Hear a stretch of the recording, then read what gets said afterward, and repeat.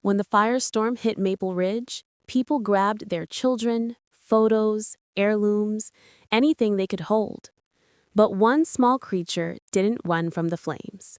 She ran through them.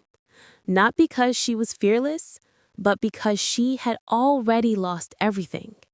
And somehow, in the ashes of her world, she found the reason to keep moving, to comfort everyone who still had something left to lose. This is the story of the cat who walked out of the fire so she could walk into other people's pain. On the night the sky turned orange, Maple Ridge felt like a town caught inside a nightmare. Smoke crawled through the streets, sparks rained like burning snow. A windstorm fanned the flames until they roared like a beast awakened. Inside a small house on Willow Lane, a gray tabby cat named Ember woke up coughing. Her lungs burned. Her fur felt hot. She stood, confused, blinking at the glowing walls, orange, flickering, alive in a way walls should never be. Then she heard it. A crack, a thud, a whine of wood splitting. Fear hit her so hard she froze, but instinct shoved her legs forward. She bolted toward the bedroom where her humans, Mr. and Mrs. Alder, always slept. She expected to find them sitting up, calling her name, reaching for her. But the bed was empty. Sheets tossed aside, a window shattered outward from the heat, the smell of lavender, faint, almost gone. Ember meowed sharply, the sound echoing into the smoke-filled rooms. She searched every corner she could squeeze into, but they were nowhere. Another beam collapsed behind her with a violent crash, raining sparks across the wooden floor. Ember darted backward, heart hammering, lungs screaming for air. The house groaned like something alive and dying at the same time. With one last terrified sprint, she leapt through the kitchen door just as the ceiling caved in. The fire swallowed the house behind her. Ember stumbled into the open air, half blinded by smoke. The night around her was chaos. Sirens, screams, the crackling roar of flames devouring everything. People fled with bags, blankets, children. Animals ran in every direction, confused and terrified. Firefighters shouted over the roar, faces shadowed by orange light. Ember turned back toward her burning home, and something inside her fractured. Her life, every corner of it, was gone. The warmth of her humans, her basket by the heater, the quiet evenings, the gentle hands that brushed her fur. Gone, swallowed by fire. But there was a weight in the air heavier than her grief, something that pulled at her chest, made her ears twitch. Crying, not hers, someone else's. A child. Ember turned toward the sound. Despite her terror, despite the smoke, despite every instinct telling her to run far, far away, she walked toward the cries. Not away from them. The emergency shelter was crowded, loud, panicked.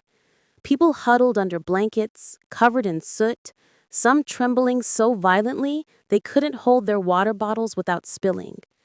A little girl sat alone near the entrance, body shaking, tears streaking clean lines through her dusty cheeks.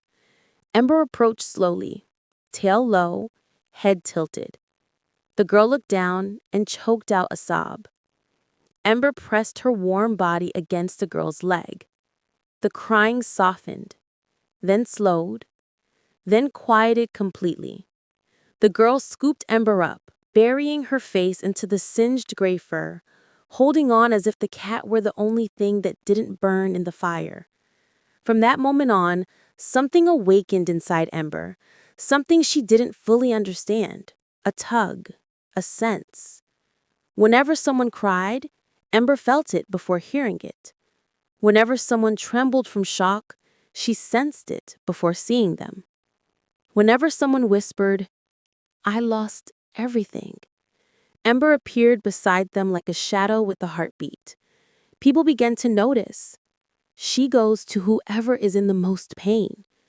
She's helping people calm down. That cat saved my son from a panic attack. Yet no one knew she had her own grief, her own loss curling silently inside her chest, like a second shadow. Days passed. Smoke lingered in the air long after the flames were gone. Survivors visited the ruins of their homes, only to return to the shelter hollow-eyed. A teenager named Aaron sat in the far corner, shaking violently. His mother hadn't survived. He hadn't spoken a word since the fire. Volunteers tried talking to him, but he seemed locked inside his own world, until Ember climbed onto his lap. She didn't meow. She didn't purr at first. She simply lay there, pressing her small heartbeat against his. Minutes passed. Then Aaron's shoulders broke into sobs. Raw, shaking sobs he had been holding back since the night everything burned. And through all of it, Ember stayed, as if she had waited for him to finally collapse so she could be the thing he fell onto. But Ember's silent gift wasn't just comfort. It was instinct, almost supernatural. One night, rain hammered the shelter roof in a lonely rhythm. Outside, darkness swallowed the town. Most people slept, exhaustion finally pulling them into uneasy dreams. Ember's ears snapped up suddenly. She stood, stopped breathing for half a second. Something was wrong.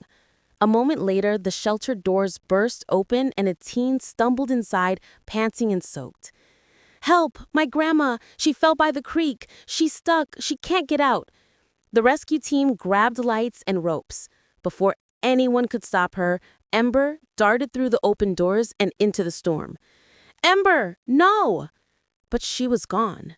Rain slammed into her fur, soaking her instantly. Mud splashed under her paws. She followed the sound. Ragged breathing, faint cries, the rushing water of the creek swollen from the storm. When the team arrived, the flashlight beams swung wildly over the scene. The elderly woman was half submerged, trapped in thick mud that sucked at her legs like quicksand. And beside her, shivering, coated in mud, meowing desperately, was Ember. They realized what she was doing. She's keeping her awake. She didn't want her to lose consciousness. She ran ahead of us. She knew. Fueled by fear and adrenaline, the rescuers hoisted the woman out. Ember was trembling violently, but she stayed until the very moment the woman was lifted to safety. Then, finally, Ember collapsed. Not unconscious, but exhausted. Too exhausted to stand. Too exhausted to shake off the cold. Too exhausted to do anything but breathe. The firefighter who scooped her into his jacket whispered, "You brave little Bing. You saved her. You really did." The town rebuilt slowly. New walls rose where ashes had settled. New lives formed out of old tragedies. But the story of the cat who survived the fire and then comforted its survivors spread faster than the flames that destroyed the town.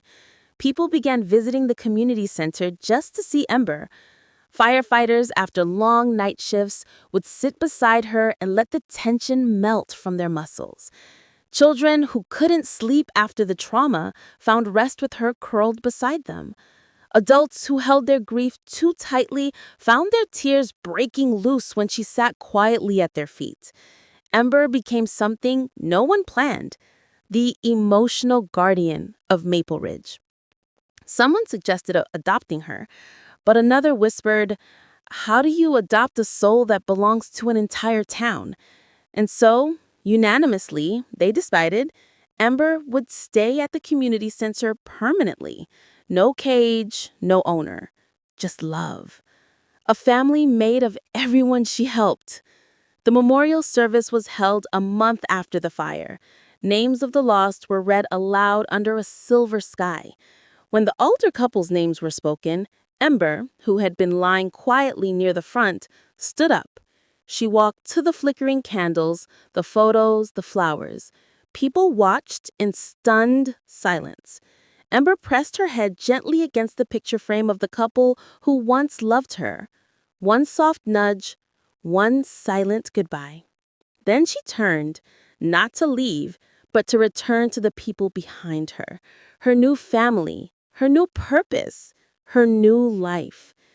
Ember lost everything in the fire: her home, her safety, her humans, her old world. But from the ashes, she found something stronger than flames: a reason to stay, a heart big enough for an entire town, a will to comfort anyone who needed her. And every night, as she curled up in her favorite spot near the community center window, she watched the rebuilt streets glowing softly under street lamps, as if standing guard over the people who once stood over the ashes with her. The fire had taken almost everything, but it could not take her heart.